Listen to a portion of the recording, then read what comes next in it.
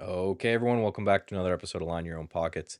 Last episode, we had a massive name on Brett Steenbarger, someone who me and Dave both very much highly respect. And like we do after all of our interviews, we like to take an episode and kind of talk about what a big standout was to us, something that we may not have thought that would be super interesting going in. And one thing that I hit on at the end of the episode that I thought was amazing was Brett was always talking about teams or groups of people when it came to sharing ideas or building out trading strategies. And that was something that probably I don't do enough of, but was very, very interesting. So I know Dave was kind of thinking the same thing. Yeah, so I've had this episode on the in my mind for a long time, but the interview with Brett just reminded me that and made it this is a good time to talk about it. Hmm. There's a huge value in networking as a trader and interacting with other traders and creating trading groups. It's something I've done throughout my trading career, and there have been some that have worked really well, some that have not worked as well. It's such an important part of my trading that, I have this, roadmap that I offer on the website called the Get Systematic Roadmap, and it's a blueprint for foundational stuff for traders, and a lot of traders go through it, and a lot of traders are happy with it. I include a section there for how to create your own trading group, Hmm. depending on exactly the skill set that the trader has. It's just a really important thing that a lot of people overlook.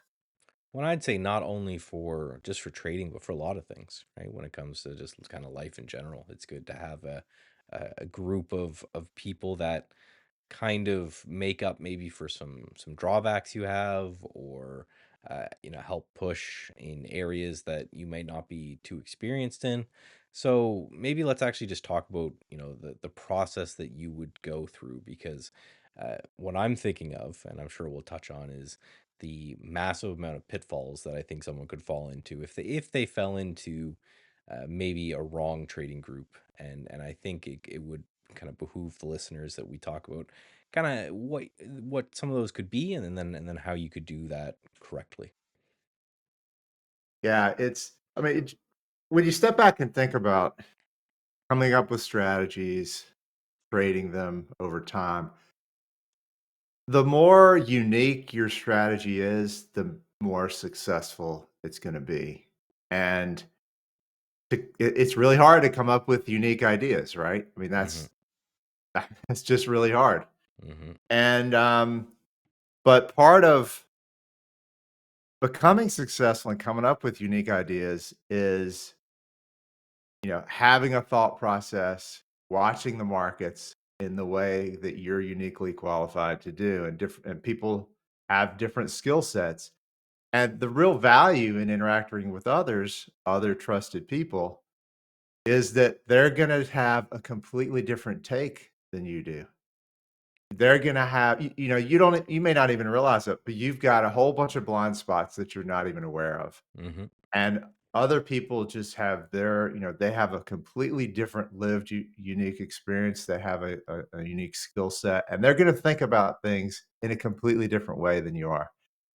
And the real value is when you're able to build trust with other people in a way that you start sharing information and you both understand that there's value here in sharing the information.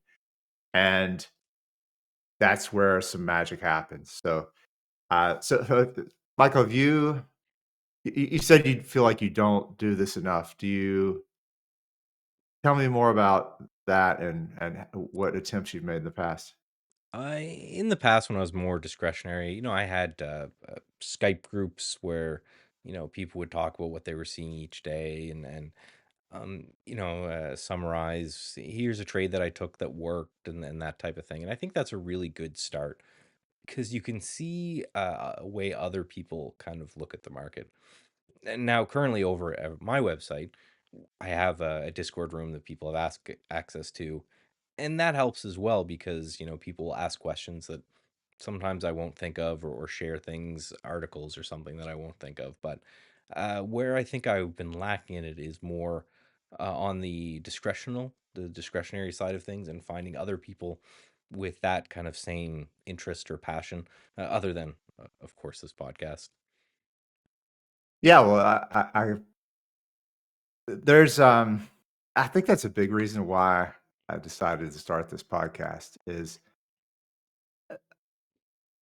it's I want to attract like-minded people, smart, like-minded people, and interact with them. Hmm. And, I mean, that's a big part of the way I've lived my life forever is just being as giving as I can be without expecting anything in return.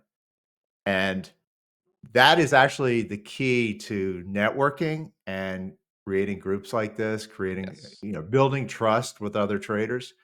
And I think trading is such a unique thing because people are so protective of their edges. There's also a lot of pretenders out there, a lot of Mhm. people that know how to talk about trading but don't really know how to trade. It's like so common, and I've had enough experience where I can see right through it pretty quickly. Mhm.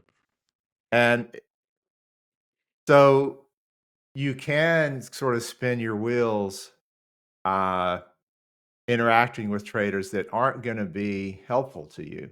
So it does take some time and some practice to get to the point where you can build trust with other really good traders that you can create a group with that you can actually have enough trust to share with each other, knowing both of you knowing that something good's going to come of it.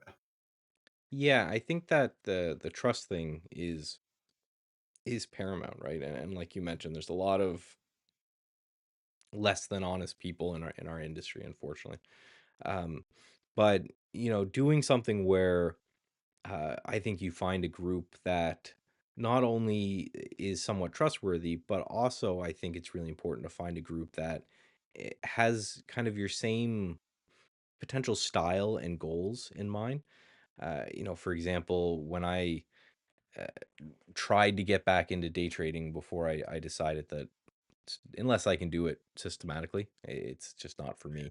I just hopped into a room of these guys who are doing what a lot of people are doing, trading, low float, momentum, that type of stuff. And, the group works, and that they're good traders and everything, but it didn't matter because it just didn't fit my trading style and personality type and all of that. So while you're finding a group of people that are interesting to you, and that you trust and that you can share back ideas back and forth, make sure you're first starting at one that is trading in a style that makes somewhat sense to you, right? To use the extremes, right? If you're looking to be a day trader, you're not going to go join a fundamental form of a group of people who are talking about, the next deep value stock to buy, right? That's an extreme way to look at it, but it's the same kind of thing.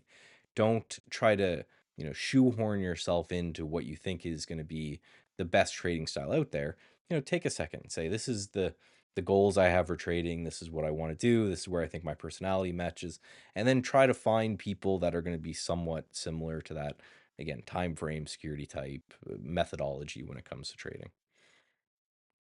Yeah, it's um a big part, a big part of all this is building trust with other people. So it's not just, let's go and this is a trustworthy group. It's really about building trust over time with people. And that doesn't happen overnight. You have to, and the best way to do it is the problem is most people are takers when they should be givers. So when you interact with other people, your first thought should be, okay, how can I help this other person? Is there some way? How can I make this person's life better? How can I share something about what I'm doing that would improve this person's trading? And that should be your first thought. It should not be, oh, what can I get out of this person? If that's your attitude and that's the way you think about things, it's not going to work. you're not gonna be able to build trust with somebody in a way that you can really create something special. Yeah. So that's really it's a completely different mindset than most people have. So the real opportunity here is since most people are like that, it's not hard to stand out by just being a default giver. Well, and I think that's the same for content. So I get a lot of I actually just had a conversation recently about with a CMT smaller guy who reached out to me and said, "Hey, you got a decent following and all of that, and how do you suggest going about doing that?" And his main goal was, how do I get a job as a CMT somewhere? And the first thing I said is start putting your work out there. Like, for grab a Substack, grab a whatever, and just start writing about your thoughts on the market, about things that you're seeing, about tests you're running, whatever it is. I said, just throw it out there. And I said, no one will read it in the beginning, and then a couple people will read it, and then eventually it just kind of snowballs in. I look at it the same way. As if you're say you're someone, you're like, I don't even know where to find a group. I don't even know where to get started. Well, the beauty with the internet is if you just start creating content and just hucking out into the ether, at some point, that group, you'll find those people. People will chat with you. And if I don't even know if forums still exist, or if I'm just old as hell, but if it's a forum or something that you're trying to talk on, well, just like Dave said, just put things out there. Just start throwing out ideas and things that you're talking about, uh, as opposed to lurking on the forum and asking people. I think the more content you just put out there, then eventually somebody is going to find something that resonates with them, and then they'll start a conversation, and you can go from there. But we live in a very, I think, easy time to find those people, because we have these really advanced algorithms that are doing it for us, right? So just, that's always my suggestion, is just sit down, and I think it actually makes you a better trader too. Just putting your thoughts out there. It's like journaling, but journaling out into the ether. But that's kind of my biggest suggestion for anyone who's looking to find. If you're not too sure where to go looking, just, right, you're putting out a little beacon, and eventually someone will find it, and they'll be interested in what it is you're doing. Yeah, I mean, if you go back to last week's interview with Brett, he a huge part of his trading is writing. If you go Hmm. back and just look at Trader Feed and all the stuff he's written over the years. I mean, it's incredible the It's amount insane. of stuff he's written and all that's he's doing for free, right? Hmm. Because it helps him and it helps attract people to him by people that read it and say, man, this is great stuff.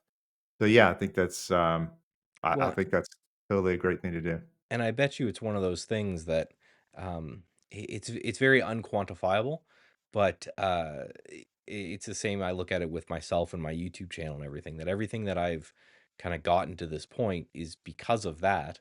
Um, but I can't really track any of it. I can't say, I've made this dollar amount from my YouTube channel, because right, like $20 a month from YouTube ad revenue is what. But it is the thing that I put out content on, and from that I've met people, and I go to conferences, and people are like, oh, I saw you on YouTube. And it's just, it will start in a way that you won't ever see coming, but just eventually you have enough content out there that it just kind of grows from there. And I think that, yeah, Brett's a perfect example that, maybe if he didn't do this amount of prolific writing back in the day, he wouldn't be doing all of this hedge fund type work from there. Because who knows, maybe a young trader started reading his blog and then got hired at a hedge fund, and then say, okay, we need a psychologist around here. Well, I read this guy's, right. You just never know how these links are going to take place. Yeah, and this is to build trust with other traders in a way that's going to create something that's going to be meaningful. It takes time. Like you're not going to try this over a weekend and then it doesn't work and you're like, well, that's it. Hmm. It takes a concerted effort, just like the content you create, just like the content Brett creates. Um, it's going to take a concerted effort. You sort of have to make it a way of life. And uh, so I'm reading this book now. It's called Give and Take by Adam Grant. It's a really good book.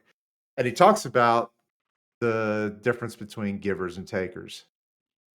And there's been studies done about, comparing givers and takers, and the givers come out on top. They're more successful in life, they're happier, uh, and it's not it's not that people give knowing they're gonna get something in return. It's not a quid pro quo thing. They're really doing it to expecting nothing in return and getting value from helping other people. I mean, that's why I do the coaching that I do. That's why I do free calls for people on my newsletter so Mhm. they can schedule a free call.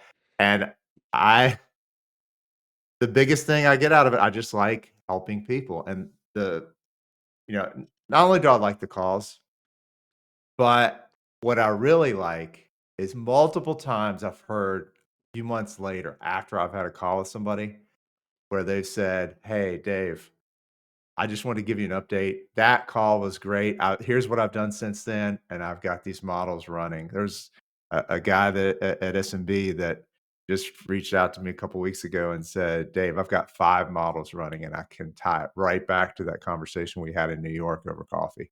Awesome. So I I love that. So, Mhm. yeah, if you and I'm serious about it. If anybody wants to do a free call with me, just, shoot me an email, dave@davemabe.com. I mean, I'll be honest, I make plenty of money trading. I don't really need to do the coaching thing, but I just love doing it. I just love helping people.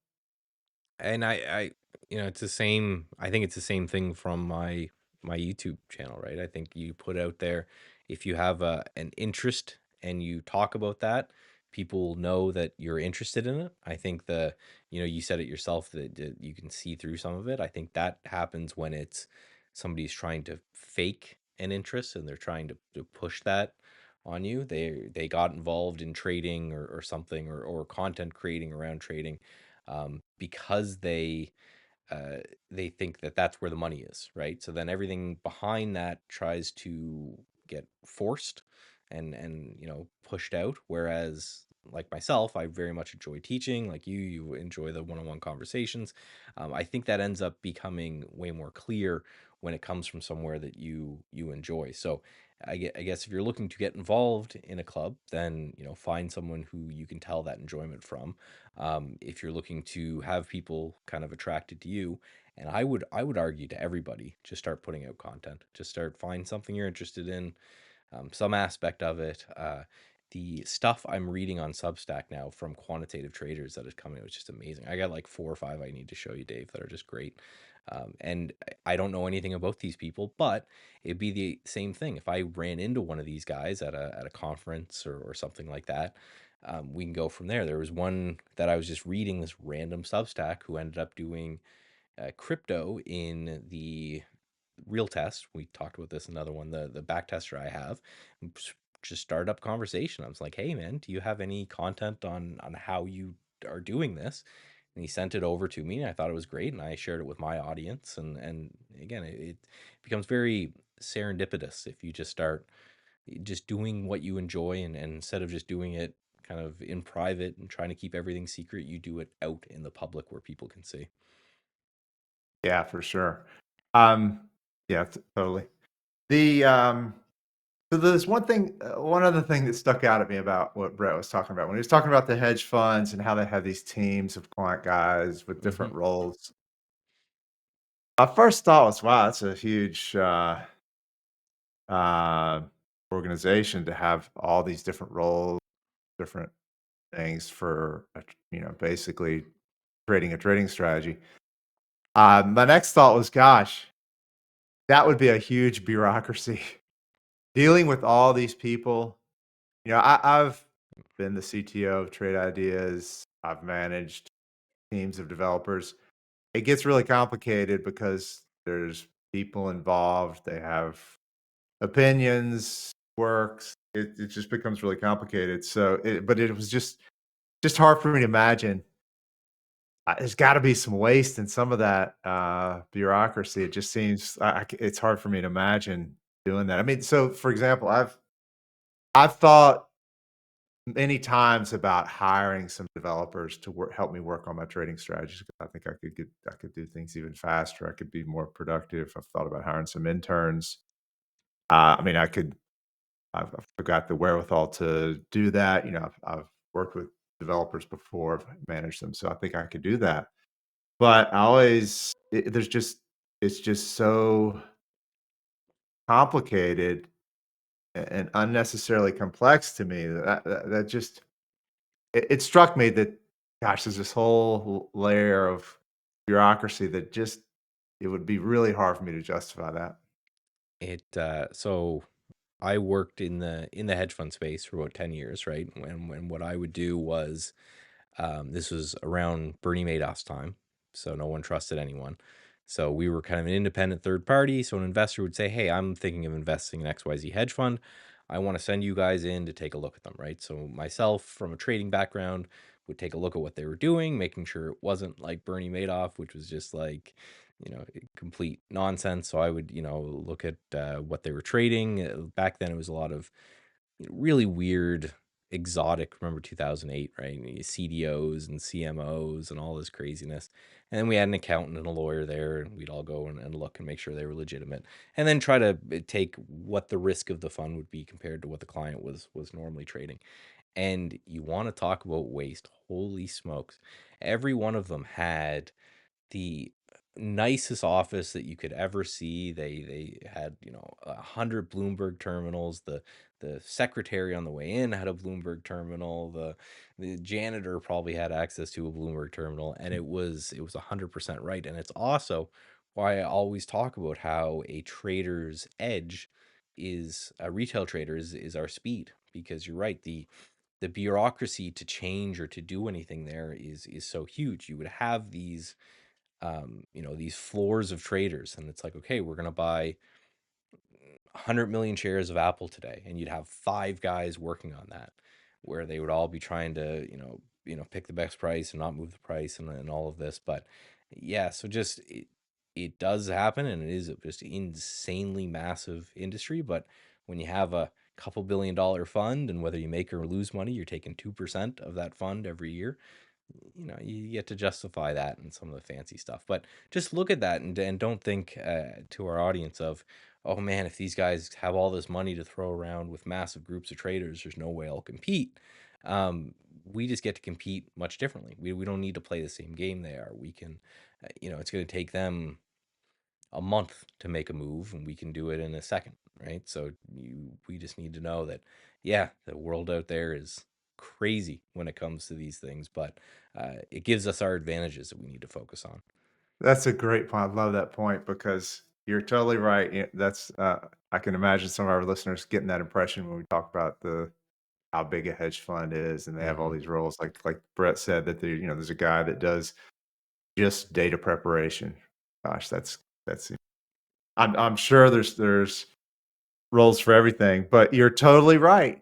As a retail trader, it is absolutely an advantage for you not to have the requirements that they have. Like, Hmm. they've got their whole goal is to raise money, a lot of money, put that money to work. When you have to put that amount of money to work, it's like an elephant jumping into a swimming pool. There's Hmm. no way you can everybody's gonna notice, like, there's gonna be water splashing everywhere, so, Well, and uh you would see that in the, like, so we were a very small shop. Our whole thing is that we would take the people that the big guys wouldn't take, because we were like a boutique shop. And I saw this over and over again. It was, small hedge fund with a very interesting idea, a very interesting trading style. Starts out maybe one or two guys, maybe a couple $1 million worth of asset, has great returns, 40-50% gains for a number of years, doing amazing. Then all of a sudden raises billions of dollars and opens up a giant shop, and those returns barely beat the market, and then the whole thing implodes. And it's, yeah. I remember seeing that, and again, that was an amazing experience for me, and just looking at that over and over again, and almost imagining myself as that trader and being like, imagine if he had just kept doing what he was doing, right? It's and just continued to make these great returns, and maybe they did fall off at some point, but he never got those big expenses that he had to worry about, and just continued I guess keep his team, keep his group kind of small and manageable, because you're right. As soon as you get big enough, then there's no way you're able to keep that edge that you had before. Yeah, I've been approached many times over the years to uh, friends, colleagues, people I've run into asking if I would trade their money or if they could give me some money to trade. And I've never really been tempted, but I'm so glad that I've never done that. I mean, it's just your life gets complicated really fast. And, I like having, low requirements to, Hmm. you just have a lot more flexibility. Life is a lot more easier that way. Yeah, well, and then even my buddy JC, the reason he sells research now instead of, I think he did funds back in the day. He was like, listen, you underperform the SPY for 1 quarter and you spend your entire day on the phone with people, right? And it's just like, leave me alone. I've got a million charts to look at. And it's the same thing, is that once, as things get bigger, it's not only the size of the funds that you're allocating, but all of a sudden now you're not focusing on the thing that you're doing, which, to bring it back to the groups, I think that that's a huge thing that you want to pay attention for. Is you need to come in with whatever it is that is your passion and your skill and the thing you're gonna use, and then find people to kind of complement that, right? Like if I were to need to find someone for my business, if you go look at my website, it'd be someone with some sort of graphical knowledge, because it looks gross. I obviously have none. The finding that person that helps you focus on what it is that you do better, and finding that group that you all kind of can focus on what it is that you do well, I think that's way better than finding a bunch of people with similar skills that are are just gonna then need to split your focus into a bunch of different things. Yeah. So a couple thoughts about that. I like that you said complementary because you don't want to find people that are exactly like you. You want to find people with complementary skills, not your exact skill set. So, you mentioned before, um, find you're trying to find traders that in general do, trade the same sort of thing that you do, like day trading versus swing trading or whatever. But you don't want somebody that's doing exactly the same thing or and has the exact same skill set. You want something that's complementary. That's where it's easy for both of you to see how valuable the relationship could be then because you Hmm. each bring different strengths that makes the group better. Well, and I think we're talking everything we're talking about could be applied to business as well, right? Again, if I'm looking to open up a business where I sell my CMT analysis on the markets, right? Well, I don't need another CMT, right? I need someone with business, and selling and accounting and all that kind of stuff. So I think that's another thing is, you are opening a business when you're getting into trading. So just think of it as opening a business, and who would you want to surround yourself in order to make that business better? Yeah. So there's one other analogy that I think really drives the point home here about the value that you can get from these. So as I've mentioned before on here, I'm a cyclist and a runner. I got into cycling sort of a little bit later in life, but um, so there's a really good analogy with cycling. So there's a Wednesday ride here in Chapel Hill that I do. This is the fastest ride in town, and on the weekends there's a ride that happens where it's basically a race every weekend. But on Wednesday, it's a different ride. It's called the Throwdown Ride, and some of the people that probably listen to this podcast are going to recognize it. It's a cooperative ride where it's called a pace line, where you're in one line. There's usually 10 or 12 of us. And the whole goal is for the whole group to get through 1 hour. It's about 27 miles, and we try to get it done in an hour. So we're going all out. You spend some time on the front. That's where the hardest part's going to be. And then you Mhm. float back to the end. And if you're not a cyclist and, the it's hard to really understand how the draft works. Like, if you're right behind somebody in a peloton, you're doing a fraction of the work that the person in front of you is doing. So the person on the very front that's cutting the wind, Hmm. they're doing probably 50% more work than everybody else in the group. So there's sort of a protocol, a systematic way to ride that the entire group can go really fast if you work together.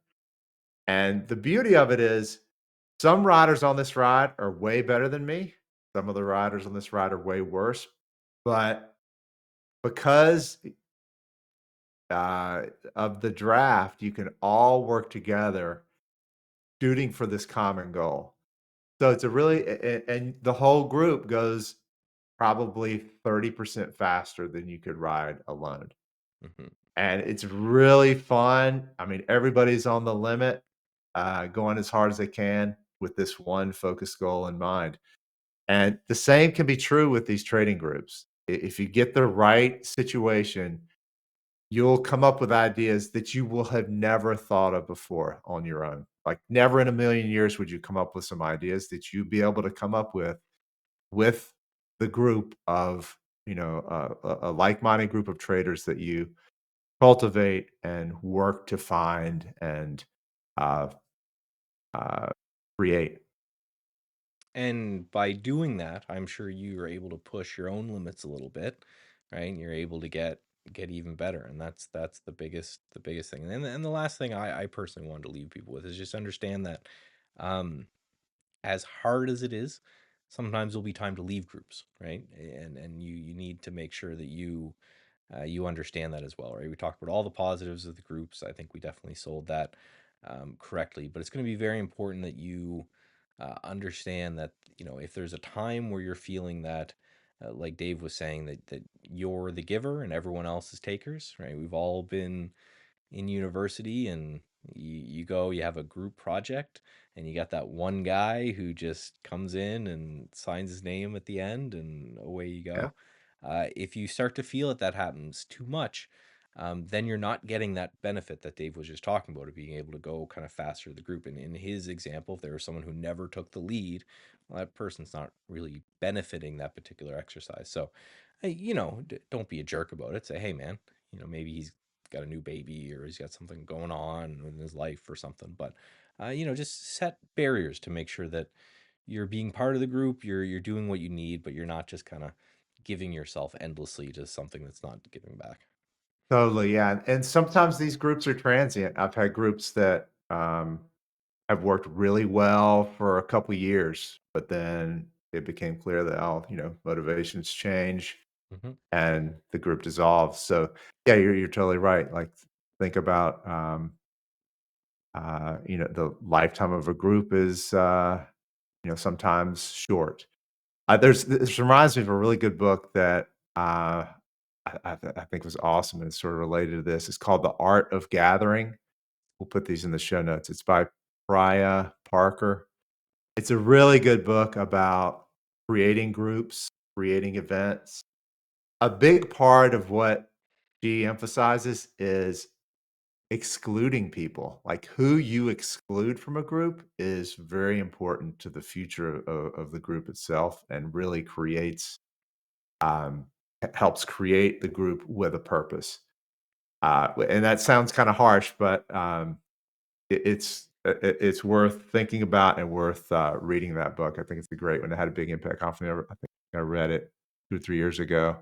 That's a really good one. One that I read several years ago, probably maybe even 20 years ago, is a book called Never Eat Alone by Keith Ferrazzi. It's a really good book. It's about networking in general, being a Hmm. giver, giving before well before you ask somebody for something is always a valuable, a much more valuable way to do it than starting with an ask Yeah. or you give something. I mean, that's just common sense, but you'd be surprised just how many people are takers, and you're gonna end up in a lot of dead ends that way. Yeah, as someone with kind of any following online, you get it. But as someone who's got an okay little following online, you get a lot of probably a couple DMs a day of, hey, help me be a good trader. I'm like, well, I don't know, I don't have any magic bullet for you. I'm sorry. And if I, responded to all of them, I wouldn't have any time in the day to kind of focus on my own. So that was good. And then, we chose this topic to hammer on, but there was a lot of good stuff in that interview. So if you're watching this episode and you haven't seen the Brett Steenbarger interview, make sure you go back and check that one out next. So, anything else to cover, Dave?